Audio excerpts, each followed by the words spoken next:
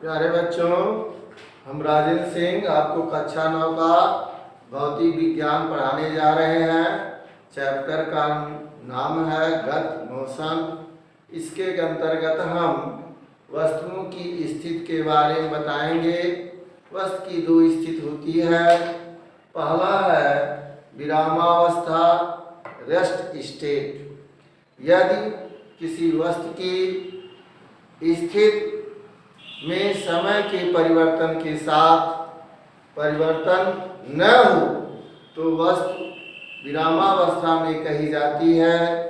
जैसे कुर्सी है, मकान है, मेज है, पहाड़ है, वृक्ष है आदि। दूसरा वस्तु की स्थिति होती है गतिक अवस्था, मोशन स्टेट।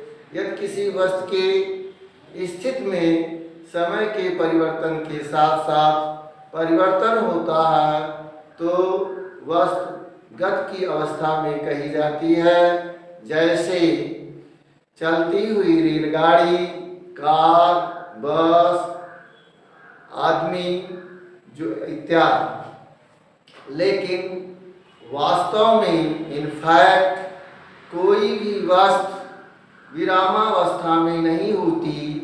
सापेक्षता सिद्धांत के अनुसार जैसे यदि आप रेलगाड़ी में बैठे हैं और रेलगाड़ी चल रही है तो जो वृक्ष हैं, मकान हैं, वो भी आपको रेलगाड़ी के साथ साथ विपरीत दिशा में चलते हुए, गति करते हुए प्रतीत होते हैं।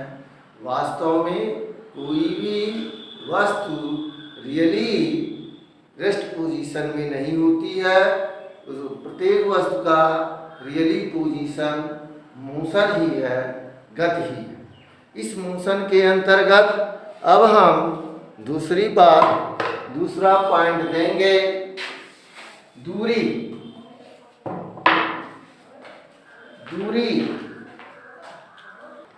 तो गति में दूसरा एक पॉइंट है दूरी, डिस्टेंस।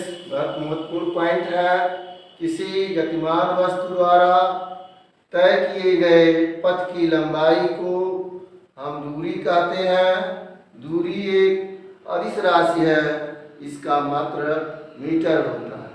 इसमें दूसरा पॉइंट है विस्थापन, डिस्प्लेसमेंट। किसी गतिमान वस्तु के अंतिम तथा प्रारंभिक स्थिति के बीच की लंबाई को हम विस्थापन कहते हैं। विस्थापन एक सदिश राशि है और इसका मात्रक मीटर होता है। अब दूरी तथा विस्थापन में अंतर है, difference between displacement and distance. तो इसे सुने। दूरी आपको बताया है किसी गतिमान वस्तु द्वारा तय किए गए पथ की लंबाई को दूरी कहते हैं, जबकि किसी गतिमान वस्तु के अंतिम तथा प्रारंभिक स्थिति के बीच में जो अंतर है उसकी लंबाई को हम विस्थापन कहते हैं। दूरी सदैव धनात्मक होती है जबकि विस्थापन धनात्मक, शून्य तथा ऋणात्मक होता है। तीसरी चीज, दूरी एक अदिश राशि है जबकि विस्थापन एक सदिश राशि है। जैसे आपको एक एग्जाम्पल लें कि 1 मीटर त्रिज्या के पथ पर कोई वस्तु गति कर रहा है तो उसके एक चक्कर में वह कितनी दूरी तय करेगा और कितना विस्थापित होगा, इसको आप गणना करें तो दूरी होगी उसके उसके परिधि के बराबर, परिधि के बराबर, यानी गोले की वृत्त की परिधि 2 पाई आर की वैल्यू 1 मीटर है तो उसकी लंबाई 2 पाई मीटर होगी। जबकि विस्थापन विस्थापन इसका शून्य होगा, क्योंकि वस्तु जहाज चली पुनः उसी स्थान पर वापस आ गई। ऐसी स्थिति में उसके स्थितियों में कोई अंतर नहीं रहा, इसलिए उसका विस्थापन शून्य हो गया। इस प्रकार से दूरी तथा विस्थापन में आप अंतर को समझे हैं। अब इसके बाद इसी से रिलेटेड अन्य तथ्य हैं, उसको आप ध्यान से सुने और समझें। पहला तथ्य है चाल, स्पीड।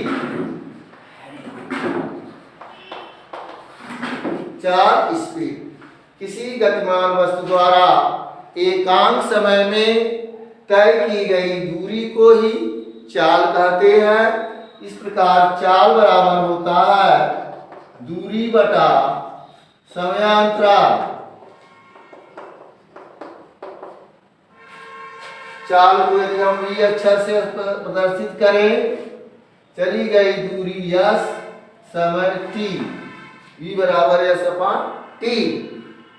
और चाल भी एक अदिश राशि है। चाल एक अदिश राशि है, और चाल का मात्रक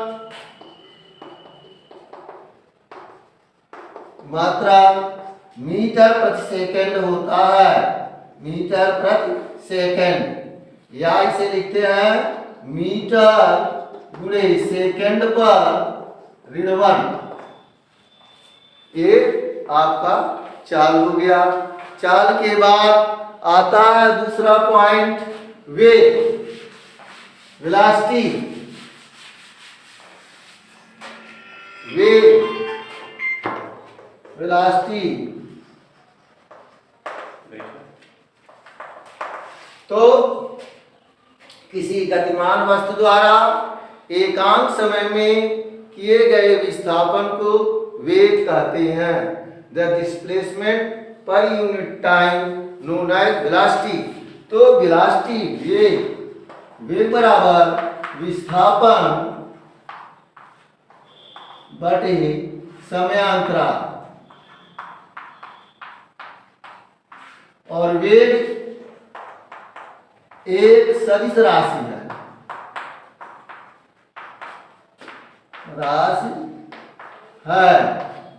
तथा वेग का मात्रा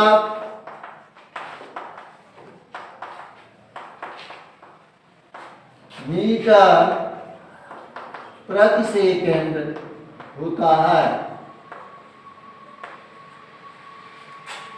वेग का मात्रा मीटर प्रति सेकंड होता है।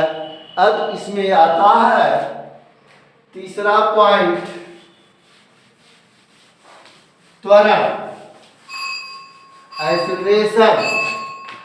तीसरा पॉइंट आता है त्वरण, एक्सीलरेशन।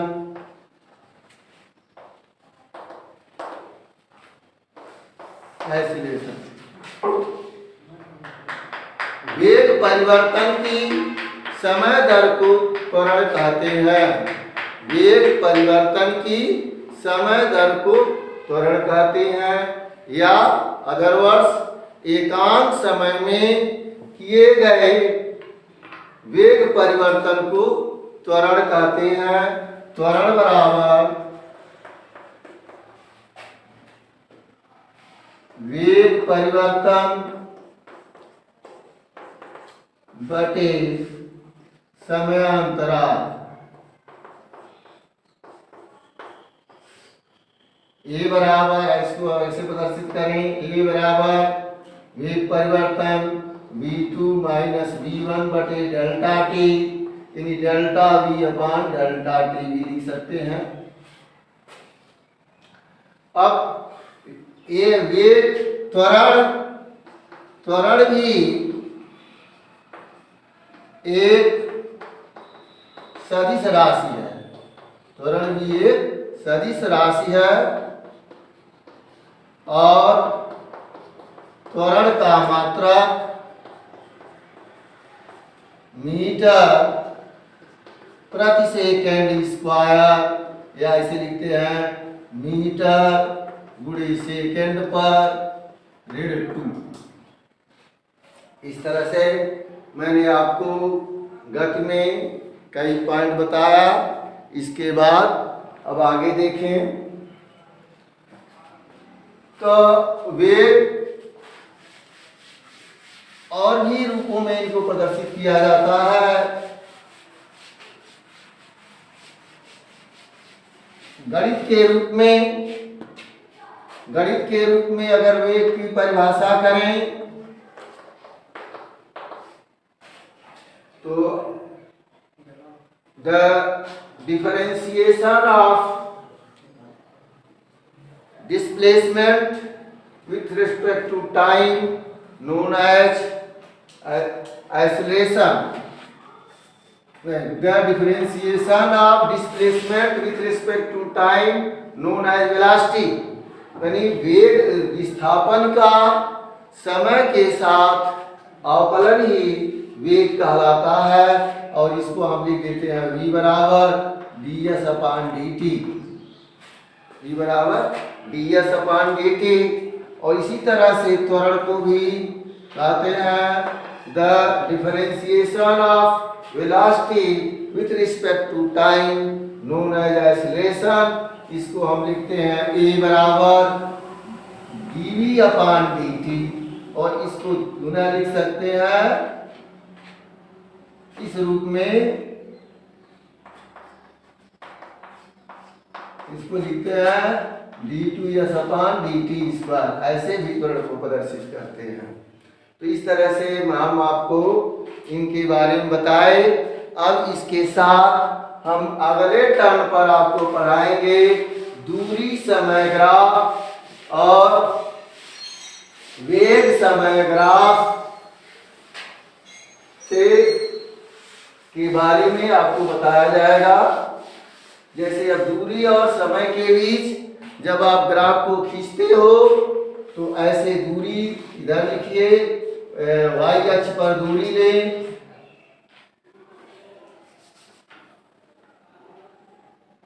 y अक्ष पर दूरी लें और x अक्ष पर समय लें, समय t। तो यदि दूरी समय ग्राफ में लेते समय यदि जो है ग्राफ समय अक्ष के समांतर आता है तो यह ग्राफ प्रदर्शित करता है कि वस्तु विरामावस्था में है, उसके स्थिति में कोई परिवर्तन नहीं हो रहा है, वह वस्तु विरामावस्था में है। और यदि आप दूरी समय ग्राफ लेते हैं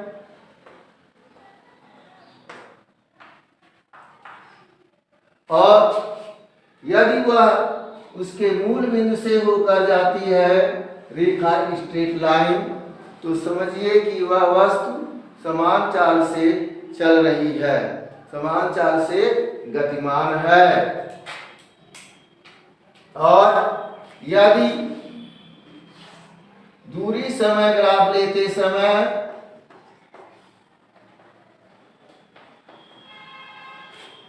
उसका वक्र जो ग्राफ है वह सीधी रेखा न होकर टेढ़ी मेढ़ी रेखा के रूप में प्राप्त हो रही है, तो समझिए कि वस्तु असमान चाल से गतिमान है। इस तरह से हमने आपको दूरी समय ग्राफ के बारे में बताया और नेक्स्ट डे हम बताएंगे आपको वेग समय ग्राफ।